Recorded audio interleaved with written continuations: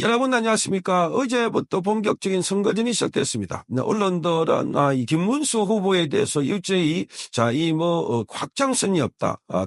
그리고 김문수 후보의 이미지가 강성이다 등등 이유를 대면서 김문수 후보에 대해 프레임을 씌우고 있습니다. 자, 김문수 후보 여러 악조건 속에서도 단일화 난관에 뚫고 후보로 나왔습니다. 자, 자기 당에서 배출한 대통령이 탄핵이 되고 그리고 지금 당이 지리멸멸한 상황에서 구원투수로 등장한 셈인데, 자, 이 중앙일보가 오늘 아침에 김문수 앞에 놓인 난관셋이라는 기사를 썼습니다. 난관셋. 자, 이것은 김문수 후보가 극복해야 될 과제이기도 하지만, 그러나 김문수 후보가 이걸 극복을 하고 있는, 그리고 극복을 해야 되는, 그래서 보수 우파를 살 수 있는 비장의 무기로 생각되어집니다.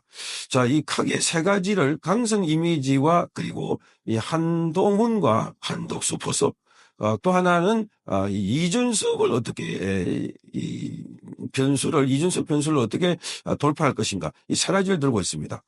김문수 후보가 지금 보다 치고 있는 이 난관이 세 가지뿐이겠습니까마는 중앙일보가 이런 식으로 자, 계속해서 이 김문수 후보가 어렵다 하는 그런 이미지를 심고 있는데, 여기를 좀 살펴보면 우선 김문수 후보의 지지율이 계속 고착 상태에 있다는 겁니다. 자, 리얼미터가 지난 7일부터 9일 이 자동 응답 조사를 했는데, 여기에 이재명은 52.1, 김문수는 31.1, 그러니까 이재명이 무려 21%포인트를 앞서고 있다, 이렇게 보도했습니다. 그리고 지금 매일 1%포인트씩 좁혀야 근소한 차이로 이길 수 있는 수치다, 이렇게 말하고 있습니다. 자, 마치 절망인 것처럼 말하고 있지만, 그러나 김문수가 등판하고 나서 상황은 달라지고 있다는 것을 알 수가 있습니다. 우선 이 김문수의 강성 이미지를 말하고 있습니다. 강성 이미지. 자, 이 꽃꽃 청년 수식어도 있지만 동시에 강성 이미지가 꼬리표처럼 붙고 있어서 그래서 어려울 것이다, 이렇게 말하고 있습니다. 자, 그런데 지금은 대한민국이 어렵습니다. 대한민국이 가장 어려운 것 중에 하나가 이재명을 비롯해서, 자, 이런 반대한민국 세력들이 우리 체제를 넘어뜨리려고 하는, 자, 이런 상황인데, 지금은 전쟁과 같은 상황이라는 겁니다. 전쟁과 같은 상황에서 장수는 강선해야 되고, 꼿꼿해야 되고, 그리고 또한 유연해야 됩니다. 그런데 김문수는 여기 꼿꼿하고 강성이라는 것은 절대 부정적인 의미가 아닙니다. 자, 여기서 중앙일보는 부정적인 의미로 붙이려고 했지만, 싸움에서 강한 장수가 아니면 어떻게 싸울 수 있겠습니까? 거꾸로 생각하면은 이재명은 범죄자 이미지, 거짓말쟁이 이미지. 자, 이재명은 남들 덩치고 속이고 또는 공작 이미지. 자, 이런 걸 벗어날 수가 없습니다. 그런데 어떻게 이재명이 지지율이 저렇게 오릅니까? 그러니까 이런 이미지는 만들어낸 거고, 그걸 프레임이 시켜가지고 그걸 낙인을 찍으려고 하는 것이다. 김문수 후보가 갖고 있는 강성 이미지는 지도자로서는 제일 덕목입니다. 자, 전쟁에 나가는 장수가 제일 바람직한 것은 강력한 용기 있는 그런 이미지입니다. 그렇게 나와야 싸워서 이길 수 있는 거죠. 자, 김문수 후보의 그래서 강성 이미지라고 하는 것은 여기 기사에 보면 딴 목적으로 세워놨습니다. 정광훈 목사하고 과거에 아스팔트에서 자유통일당을 창당했다. 그걸 함께 싸웠다. 그 얘기를 하고 있습니다. 자, 정광훈 목사가 열심히 투쟁한 건 틀림없습니다. 2020년도 어떤 때입니까? 2020년 그 전후로 해가지고 2018년, 19년도 문재인이 폭정 학전이 한참 있을 때입니다. 한참. 그리고 보수 개멸을 할 때입니다. 많은 사람이 구속됐고 많은 사람이 처벌받았습니다. 200명이 구속되었습니다. 200명. 1000명이 수사를 받았습니다. 이른바 적폐청산이었습니다. 그때 유일하게 싸운 사람이 정광훈, 김문수입니다. 보수 우파 진영에 누가 싸웠습니까? 이 두 사람을 지도자로 해서 그렇게 해서 광화문 광장에서 지금까지, 그 이전까지는 박근혜 정부 때까지는 광화문 광장은 좌파들이 무대였습니다. 정광훈 목사와 김문수 전 장관이 나서서 그때 모여가지고 광화문 광장에 집결을 하고, 그래서 조국을 낙마시켰던 핵심입니다. 자, 그러니까 그 어목했던 시절에 싸웠던 사람 바로 이분들입니다. 좌파들은 싸움을 큰 영광으로 생각하고 훈장으로 생각하는데, 우파는 투쟁하면은 그걸 바로 거부하고 매도하고 있는 게 바로 이런 언론들입니다. 이런 언론들의 프레임에 절대 속아서는 안 됩니다. 자, 그러니까 김문수 후보는 투쟁에 성공했었던 사람이고 정광훈 목사도 마찬가지입니다. 자, 그러니까 지난 3월 달에도 그렇게 많은 사람이 광화문 광장으로 돼서 서울시대에 꽉 모였던 것도 바로 이분들이 만들어 놓은 길이었습니다. 그러니까 지금 우파는 오히려 자, 이분들 때문에 희망이 있다. 그렇게 봐야지. 자, 싸운다고, 저 강성이라고, 그래서 그게 아주 거부라고 그렇게 매도하는 거는 중앙일보다운 중국으로부터 돈 1,000억 원을 투자받은 JTBC 계열사인 중앙일보다운 발산이다. 자, 이렇게 보입니다. 자, 또 하나는 이 한동훈과 이 한덕수 포섭. 한덕수는 지금 김문수 후보를 뽑겠다, 지원하겠다라고 했습니다.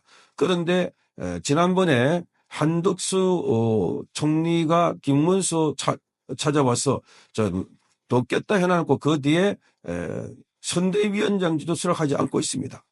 나타나지도 않고 있습니다. 이건 아주 절장보입니다.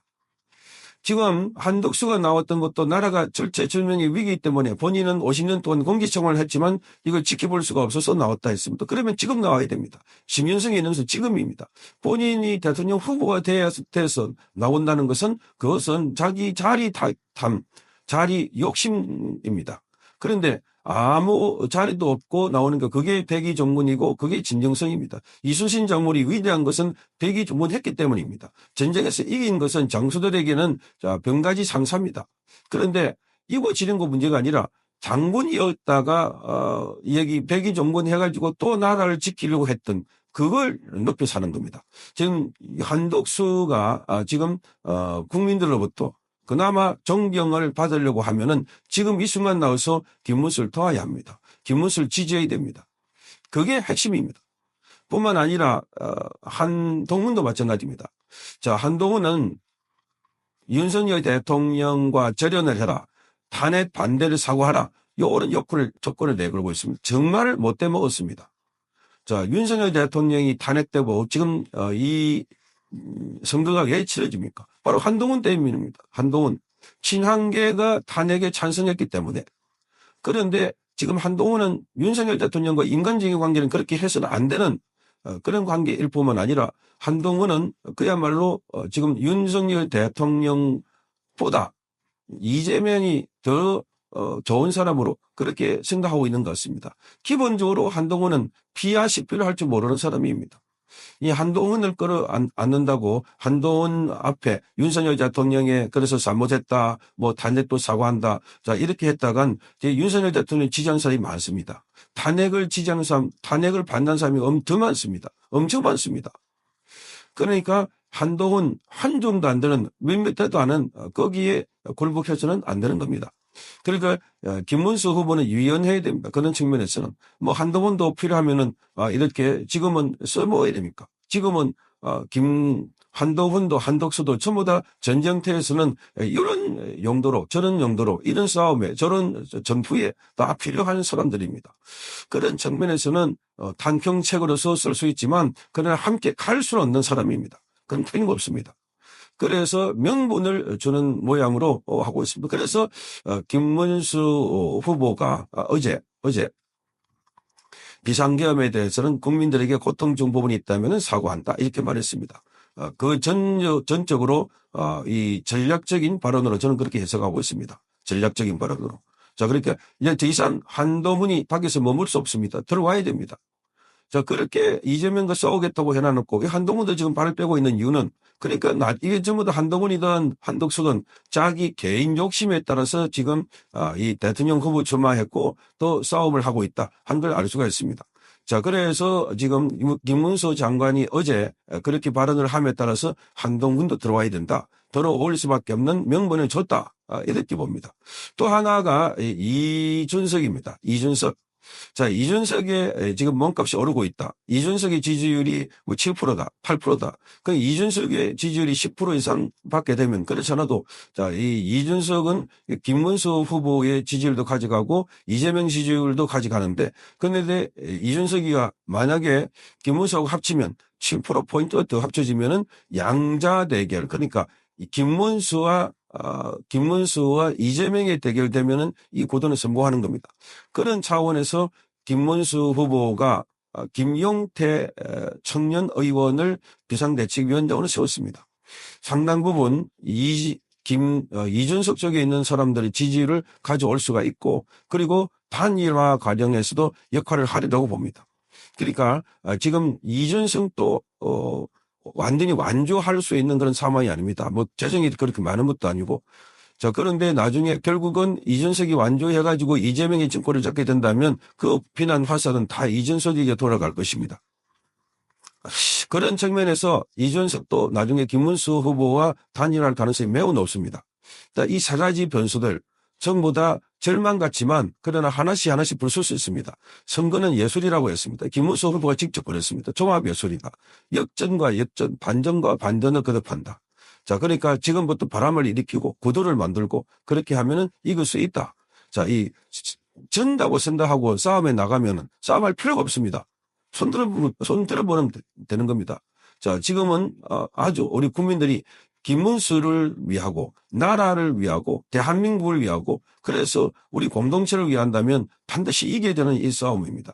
이재명 같은 범죄자가 감옥에 가지 않으려고 본인이 대통령 되려고 하는데 여기에 깨어있는 국민들이라면 이 싸움에 이겨야 됩니다. 그래서 이 세 가지 프레임은 그야말로 아무것도 아닙니다. 강성 이미지는 오히려 김문수에게 아주 필요한 거고 우리 국민들은 안심을 시켜주는 그래서 그 주변에 흩어져 있는 한덕수나 한동훈이나 이준석이나 이런 사람들을 끌어모아줄 수 있는 동인을 만들어주면은 그게 오히려 더 강력한 힘이 된다. 그리고 한덕수와 한동훈 이 사람들은 떨어져 나가는 순간 그때부터는 정치 생명 그리고 지금까지 쌓아온 공들이 전부 다 무너진다는 것을 알아야 합니다. 이준석도 마찬가지입니다. 혼자 나왔다가 나중에는 결국은 이준석이가 이재명 정권을 탄생시킨 주범이라는 것. 그리고 이재명이 학전과 폭전이 시작되면 그 전부 다 이준석에게 화살이 돌아간다는 것을 알아야 합니다. 그래서 지금부터는 김문수 위주로 모아야 됩니다. 이게 빅텐트입니다. 자, 그러니까 안 된다 하지 말고 지금부터 된다. 기적은 소수가 만들어내는 거고 기적은 안 된다 할 때 일어나는 겁니다. 절망 때 일어나는 겁니다. 지금 우리는 절망할 필요가 없습니다. 지금 김문수 후보 지지율 올라갑니다. 올라가야 합니다. 그건 우리 국민들이 전부 다 움직이면 됩니다. 한 사람이 열 사람에게 또 몇 사람에게 이렇게 연락하고 소통하고 호소해서 반드시 범죄자가 대통령 되는 것을 막아야 된다. 이것은 우리 시대의 상식이고 절체절명의 과제라고 봐집니다. 김문수 대통령 결코 어려운 일이 아닙니다. 손창겸 TV였습니다.